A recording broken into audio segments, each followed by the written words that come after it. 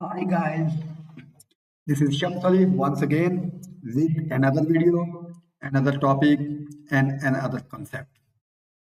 आज का हमारा जो कंसेप्ट है वो है मल्टी टाइम फ्रेम। बहुत सालों से ट्रेडिंग की और एट द एंड जो सीखा वो ये सीखा कि जब तक आप अपना टाइम फ्रेम सेलेक्ट नहीं करते आप कभी भी ट्रेडर नहीं बन सकते। हर बंदा हर टॉपिक पे बात करता है, कोई स्ट्रेटजीज पे बात करता है, सिस्टम्स पर बात करता है, आपको कोई कैंडल स्टिक्स खाता नजर आएगा, कोई चार्ट पैटर्न्स खाता नजर आएगा, कोई आरएसआई खाता नजर आएगा, वट एवर एवरी पर्सन, आपको हर बंदा कुछ ना कुछ नई चीज यहाँ पर सिखाता नजर आएगा। लेकिन जो चीज ट्रेडर बनने के लिए सबसे जरूरी है टाइम फ्रेम सिलेक्शन, इसके मुतल्लिक मैंने कभी किसी को बात करते नहीं देखा। तो अगर किसी ने बात नहीं की तो आज हम बात कर रहे हैं। देखते रहिए, साथ रहिए, हम उसके मुतल्लिक डिस्कस करने के लिए जा रहे हैं।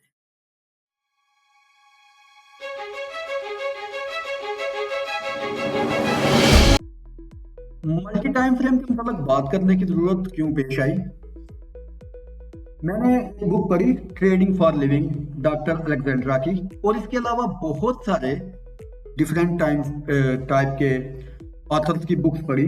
तो उसके बाद सभी को एक ही बात कहते हुए जाना कि वो ये है कि जब तक आप सिंगल टाइम फ्रेम में अपने ट्रेडिंग डिसीजंस को लेते रहेंगे ये आप कहीं ना कहीं बहुत बड़ी गलती करते रहेंगे। इसलिए सिंगल टाइम फ्रेम की बेस पे कभी भी अपने ट्रेडिंग डिसीजंस को ना लिया।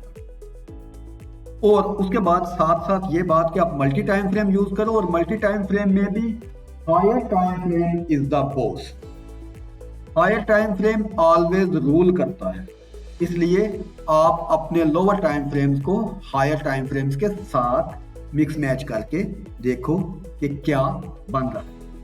यहाँ पर बहुत सारे क्वेश्चंस आ जाते हैं कि मैं मल्टी टाइम फ्रेम्स को कैसे इस्तेमाल करूं, मैं कौन सा टाइम फ्रेम इस्तेमाल करूं, मैं ये टाइम फ्रेम क्यों इस्तेमाल करूं, मुझे एक मखसूस टाइम फ्रेम में जो कि मैंने इस्तेमाल करने का फैसला कर लिया है उसमें मैं कौन से इंडिकेटर यूज करूं।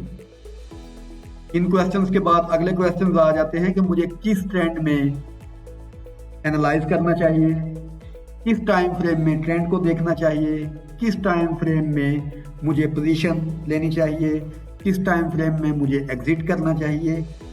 और ये सारी चीजें बहुत सारे क्वेश्चंस को जन्म देती हैं। तो आज हम इन तमाम क्वेश्चंस की भी बात करेंगे और उनको कैसे करेक्टली इस्तेमाल किया जा सकता है, उनका कैसे करेक्टली रिप्लाई दिया जा सकता है, उसके मुतालिक भी हम बात करेंगे। तो सबसे पहला क्वेश्चन हम बात करते हैं कि हमको मल्टी टाइम फ्रेम क्यों इस्तेमाल करना चाहिए। मल्टी टाइम फ्रेम बेसिकली एक systematical and logical trading style होता है जो कि हमारी मदद करता है हमारी पोजीशंस को ट्रेंड की सीमत में रखने की और ट्रेंड की सीमत में पोजीशन साइजिंग करने की और उनको होल्ड रखने की और उनको प्लेस करने की। मल्टी टाइम फ्रेम से हमको बहुत सारे हाई प्रोबेबिलिटी ट्रेड आइडियाज मिलते हैं। अब दूसरे क्वेश्चन पे बात कर जाते हैं कि हमको कितने टाइम फ्रेम यूज करने चाहिए। हमको अपने ट्रेडिंग आइडियाज के लिए, अपने ट्रेडिंग सेटअप्स के लिए हमको मिनिमम 3 टाइम फ्रेम्स का इस्तेमाल करना चाहिए। 3 टाइम फ्रेम में डिफरेंट टाइम फ्रेम्स चलते हैं। कई लोग मंथली, वीकली और डेली टाइम फ्रेम्स यूज करते हैं, कई लोग वीकली, डेली और 4 आवरली टाइम फ्रेम यूज करते हैं, कई लोग 4 hour daily, 4 hourly, 1 hourly time frame use करते हैं एंड सो ऑन। इस तरह अपने अपने ट्रेडिंग स्टाइल के हिसाब से लोग डिफरेंट टाइम फ्रेम इस्तेमाल करते हैं। जब आप एक टाइम फ्रेम सेलेक्ट कर लें, लेट्स सपोज कि हम आज बात करने जा रहे हैं स्विंग ट्रेडिंग के मतलब कि स्विंग ट्रेडिंग में कौन से टाइम फ्रेम बेहतरीन रहते हैं।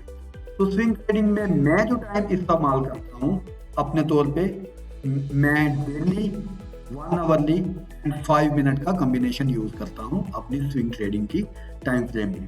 तो मैं आपको स्विंग ट्रेडिंग के मतलब इन्हीं टाइम फ्रेम्स के साथ बताऊंगा।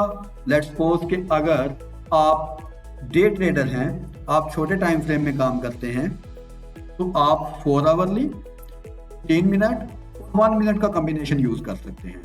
अगर आप स्विंग ट्रेडर हैं तो डेली 1 आवर 5 मिनट का कॉम्बिनेशन इस्तेमाल कर सकते हैं, और अगर आप ट्रेडिशनल हैं तो आप मंथली, डेली एंड 1 आवरली का कॉम्बिनेशन इस्तेमाल कर सकते हैं।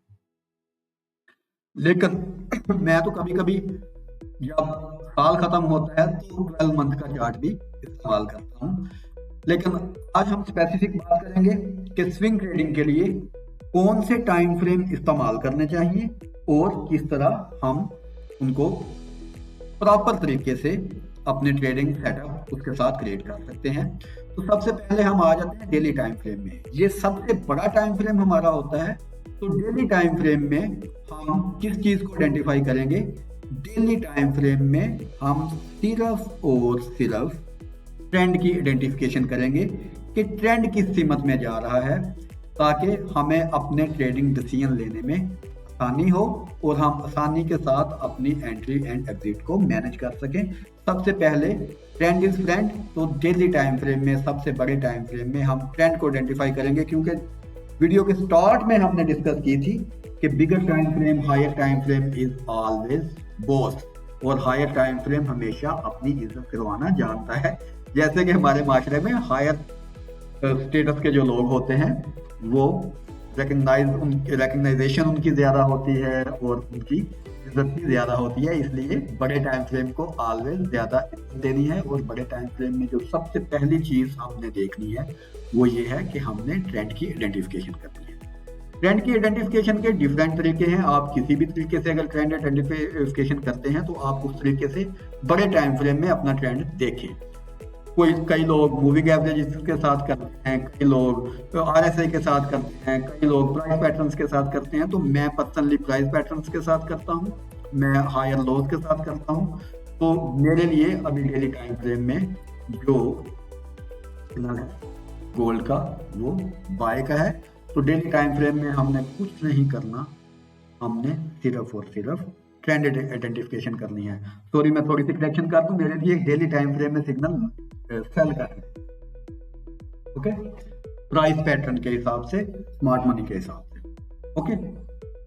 उसके बाद दूसरी चीज आ जाए मीडियम टाइम फ्रेम, जो कि हमारा डेली टाइम फ्रेम से छोटा टाइम फ्रेम होगा। मीडियम टाइम फ्रेम मैं इस्तेमाल करता हूँ 1 आवरली टाइम फ्रेम में। हमने क्या करना है कि हमने 1 आवरली टाइम फ्रेम में ट्रेंड के ऑपोजिट साइड में जो भी पुल बैक होगा, पुल बैक हमेशा ट्रेंड की ऑपोजिट साइड में ही आता है। यानी कि अगर बुलिश ट्रेंड है तो जो पुल बैक होगा, जो करेक्शन होगी वो बिरिश साइड में होगी, और अगर ट्रेंड बिरिश है तो जो करेक्शन होगी, जो पुल बैक होगा, वो किस तरह सीमत में होगा? वो बुलिश साइड में होगा। तो उसके बाद छोटे टाइम फ्रेम में या मीडियम टाइम फ्रेम में हमने हमेशा पुल बैक को ही आइडेंटिफाई करना है। जैसा कि मैंने शुरू में बताया कि गोल्ड का जो डेली टाइम फ्रेम में इसका ट्रेंड है वो सेल का है। तो अब अगर मैं मीडियम टाइम फ्रेम में बात करूंगा तो मीडियम टाइम फ्रेम में 1 आवर में मुझे सिर्फ पुल बैक का इंतजार करना होगा, और पुल बैक का इंतजार मुझे एक्सट्रीम जो होगा, किसी भी पुल बैक का जो एक्सट्रीम लेवल होगा उस तक मुझे इंतजार। तो मेरे लिए ये एक्सट्रीम लेवल यहाँ पर है। इस दौरान जब तक मार्केट इस दौरान मेरे मीडियम टाइम फ्रेम में मेरे पुल बैक तक नहीं पहुंचती, मैं कुछ भी नहीं करूंगा, मैं उस वक्त तक सिर्फ और सिर्फ इंतजार करूंगा, ओके। इसलिए बिगर टाइम फ्रेम में हमेशा आपने ट्रेंड की आइडेंटिफिकेशन करनी है, और मीडियम टाइम फ्रेम में आपने अपने पुल बैक का इंतजार करना। तो जब मार्केट यहाँ पर पहुंच जाएगी उस वक्त मैं अपना जो स्मॉलर टाइम फ्रेम होगा, जिसको कि मैं ट्रिगर टाइम फ्रेम में कहता हूँ, मैं उसको ओपन करूंगा, जो कि मेरा 5 मिनट होगा। और 5 मिनट टाइम फ्रेम में जैसे ही मुझे कोई प्रॉपर रिवर्सल सिग्नल मिलेगा, कोई शूटिंग स्टार मिल गई, कोई स्पिनिंग टॉप मिल गया, कोई रिवर्सल कैंडलस्टिक मिल गई, कोई रिवर्सल चार्ट पैटर्न मुझे मिल गया, तो मैं अपने पुल बैक के point of interest, pull back के जो रिजेक्शन एरियाज होंगे उन पर जाकर मैं सिर्फ और सिर्फ वेट करूंगा अपने लोअर टाइम फ्रेम में प्रॉपर रिवर्सल सिग्नल का, और जैसे ही मुझे वो प्रॉपर रिवर्सल सिग्नल मिलेगा मैं अपनी पोजीशन प्लेस कर दूंगा। अब अगर इस सिनेरियो में बात करें तो मैं इंतजार करूंगा प्राइस के एरिया तक जाने की। लेट्स सपोज प्राइस जब इस एरिया तक जाएगी, मैं इस एरिया तक कुछ भी नहीं करूंगा, इस एरिया तक जाने का प्राइस का मैं इंतजार करूंगा। जब इस एरिया में प्राइस चली जाएगी तो उसके बाद आप फर्ज करें कि प्राइस यहाँ से नीचे मुझे ऐसे पिछला लो तोड़ती हुई नजर आती है। तो जैसे ही प्राइस यहाँ से पिछला लो ब्रेक करेगी मैं रेडी हो जाऊंगा, मैं अपनी पोजीशन 5 मिनट टाइम फ्रेम पे मैं अपनी पोजीशन प्लेस कर रहा हूँ। 5 मिनट टाइम फ्रेम पे आके मैं अपनी पोजीशन प्लेस करूंगा, अपना टीपी और स्टॉप लॉस में अपना प्लेस कर दूंगा। यहां से मैं अपनी पोजीशन ओपन करूंगा, स्विंग के ऊपर मेरा टीपी होगा और ये जो रिसेंट लो होगा उस एरिया तक मैं अपना टीपी लगाऊंगा। तो मल्टी टाइम फ्रेम हमको ये एडवांटेज देते हैं, एक तो हमारा जो रिस्क मैनेजमेंट है वो बहुत अच्छा हो जाता है, उसके बाद हम हमेशा ट्रेंड की पोजीशन में ट्रेड करने के काबिल होते हैं, और उसके बाद हमको अलाइनमेंट मिलती है एक प्रॉपर पोजीशन साइजिंग की कि किस तरह हम इसमें पिरामिडिंग कर सकते हैं, किस तरह हम इसमें पोजीशंस ऐड कर सकते हैं और कहां पर हम एग्जिट कर सकते हैं। तो इसलिए मल्टी टाइम फ्रेम के साथ ही एनालाइज करना चाहिए, और अगर आप ट्रेडिंग कैरियर को लेके सीरियस हैं तो आपको कुछ भी करने से पहले अपने ट्रेडिंग स्टाइल को जानने के लिए, अपनी पर्सनैलिटी को जानने के लिए और अपने ट्रेडिंग गोल्स को फाइनलाइज करने के लिए कोई एक खास टाइम फ्रेम सेलेक्ट करना पड़ेगा या combination of multi time frame select करना पड़ेगा। इसके अलावा आप चाहे 1 साल लगा लें, चाहे आप 8 साल लगा लें, आप ट्रेडिंग में कुछ भी अर्न नहीं कर सकते। होप सो कि आपको वीडियो पसंद आई होगी। अगर आपको वीडियो पसंद आई तो चैनल को सब्सक्राइब करें और अपने दूसरे दोस्तों को भी रिकमेंड करें। Keep watching, keep learning, keep earning.